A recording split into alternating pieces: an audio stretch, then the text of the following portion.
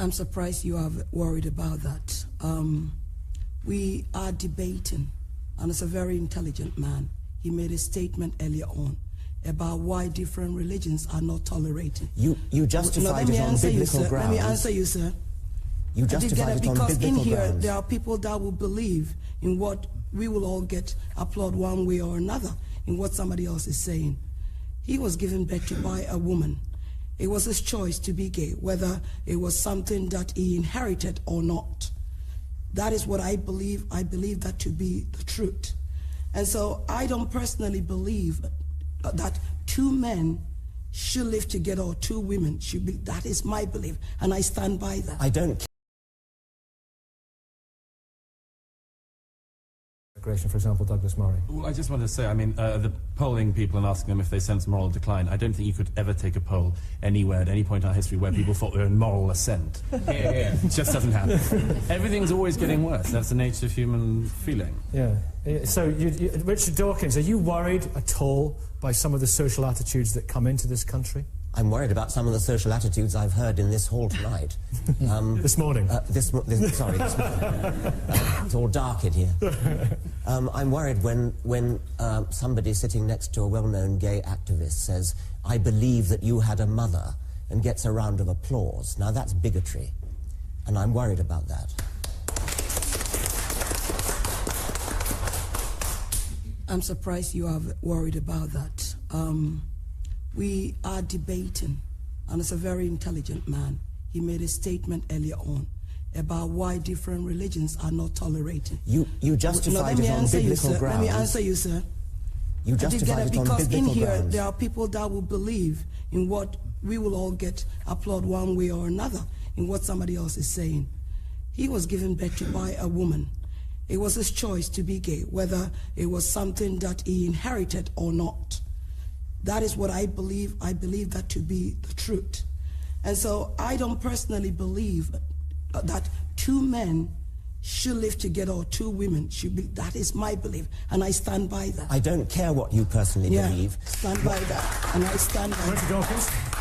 I don't think it's of much interest what you or anybody else personally believes. Everyone's entitled to their opinion. The question is, what is the evidence? Yeah. And there is no evidence that, as you say, you have a choice about being gay or not. You justified what you said on biblical grounds, which sounds awfully much to me like forcing your views upon other people. I guess what this comes down to. Hang on, now let's not get sidetracked too much on this. But what this interestingly comes down to is the focus on the contention, Rabbi Shaikh, that godly people are necessarily better people. Is that necessarily the case? Not necessarily the case, no. You don't have to be a godly person in order to be a good person. What needs to be put in perspective, and I think we're all deluding ourselves, is the fact that no one faith has the right to impose its value system on its society. Every faith has broader values that can certainly be adopted by society. The cardinal sins, idolatry, worship of materialism today, adultery, the breakdown of family, murder in its very real sense are as rampant today as before. Immigration is making no impact on society. Is it challenging in any sense the consensus of liberalism with a small L that we have in this country? Tolerance and liberalism. Is that in any way challenged by immigration? To a degree, it probably is, but only insofar as where certain societies look to impose their value system on broader society. What I choose to believe, what she chooses to believe, and Peter is prepared to accept her right to believe that, is fair enough. But if she's trying to try and impose that on mainstream society, that's fundamentally flawed. The real problem, let me just conclude with one point. The real issue is, it's not immigration that's impacting society. I think immigrants themselves are losing their value systems and being influenced by society. Councillor Alan King, Yasmin in a second, Councillor. It behoves me at this point to say, for reasons of rules and regulations, you are one of 10 candidates standing for the position of Mayor of London. Carry on. Thank you very much. Get Ken Livingstone out, that's what I do. I think what we see here is what we heard from Professor Dawkins, that extraordinary arrogance, that if you have some views different from his, your views are not acceptable. There is no such thing. There is no such thing as a vacuum. There are therefore values in the public sphere. The question is whether you have the lady here, the Pentecostal evangelical, with whom I would identify and encourage her to speak up, or you get the arrogance that says her views are not valid. Actually, there have to be some views out there. The question is, can we live together? Can we tolerate each other? Not write one another out like Professor Dawkins was trying to do. she's absolutely entitled to her views. Tolerance and freedom of speech we will come on to, and the right to offend, but surely all our views are valid, aren't they? No, not necessarily. It depends on the evidence. She made a factual statement about the upbringing of gays and about whether gay people are free to change their minds or not. That is a factual statement. There is evidence bearing on it. That means that personal opinion, which is not informed by evidence, is not of interest. Yasmin, you've written this fascinating book about... Well, it certainly looks like Richard Dawkins, Professor Dawkins, has brought his A game. Wow. He doesn't hold anything back either, does he? He just goes right straight in for that. And listen, this is what makes people like Richard Dawkins, the professor, seem to be so arrogant. I mean, he is arrogant. As if nobody else's opinion matters. Oh, but the science. Oh, but it's been proven. Nothing has been proven. They talk about this gauging that they found. They didn't find anything. Hasn't been proven beyond a reasonable doubt.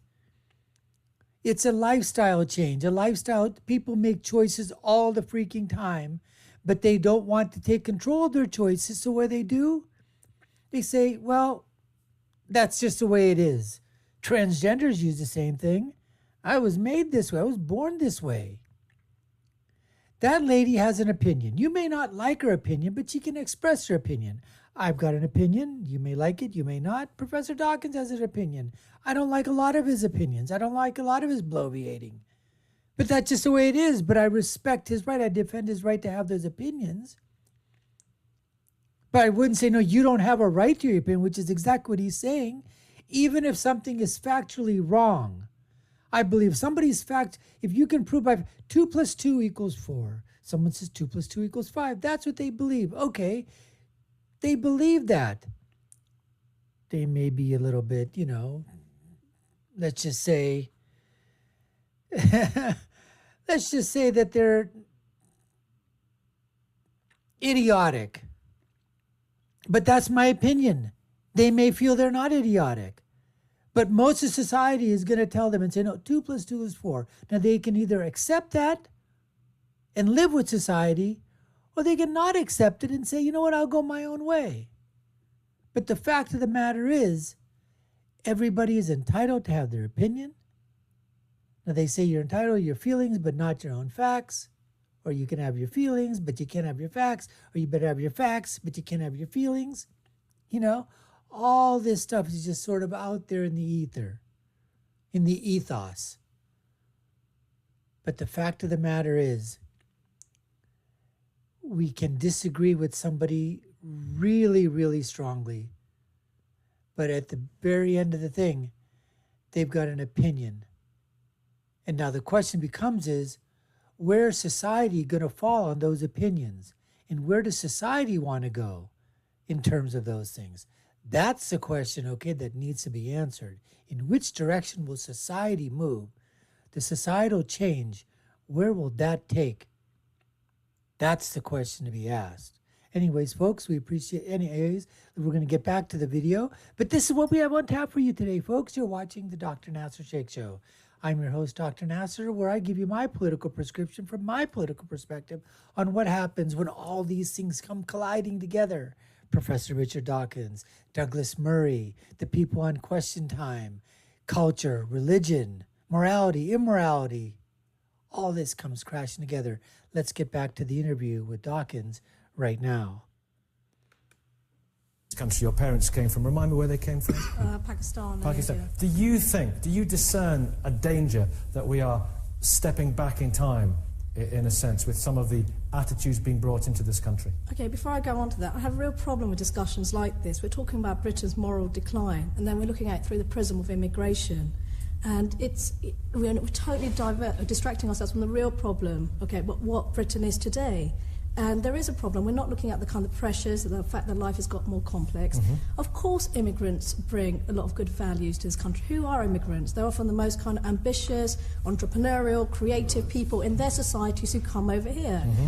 But at some point, immigrants stop being immigrants and they have to become citizens. I wouldn't say that. There's a lot of that immigrants that are coming over there, but a lot of immigrants, economic migrants, economic immigrants, those that are coming here illegally, many of them from a lot of countries, they're not the that we're not talking about the most entrepreneurial. We're not talking about the ones that are at the higher achievement levels, at the higher academic levels. That's just not true at all. The majority of immigrants, a majority of migrants, a majority of them, either for economic reasons or safety reasons or religious persecution reasons, they are the ones that are coming over to Western Europe and other places, but they are not usually, okay, in terms of what they're talking about. They're not they're not the upper elite crust. They're not the most educated. Now, they do have those factors. They do want something better for themselves, which is why they're leaving, which is a good thing in of itself, where no one's doubting that. But for this lady to say that the majority of them are coming, that's not the case at all.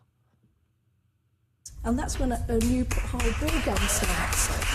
And now we're talking about a situation where, okay, what kind of society are we going to build? How are we going to keep cohesive with a different value system? Now, immigrants some of them are socially conservative. If you go back to the countries they came from, you'll find a lot of progressive people. Mm-hmm. There's good and bad everywhere. So I think let's stop talking about immigration as some sort of way of looking at this issue of moral decline, and let's look at sort of what Britain has become today and why we've got people like Shannon Matthews cases and this low self-esteem amongst... Although, to be fair, the question was posed in a very positive sense. Yeah. It wasn't a negative take on immigration. No, sure, I understand. It was taking it from a very positive point of view. Thank you for that, Yasmin. Thank you all very much for those contributions with our interesting sideline between Betty and Richard on the way through. As ever, the debate continues on our message board. Just log on. Well, folks, that's it for today. Thanks for taking the time to watch. You've been watching, as I said, the Dr. Nasir Shaikh Show. I'm your host, Dr. Nasir. We'd love you to subscribe to the channel, like, share, and follow us. You all know what to do. My final thought, as always, when you're right, you're right. And when you're left, you're wrong. Until next time, folks, take care and stay safe.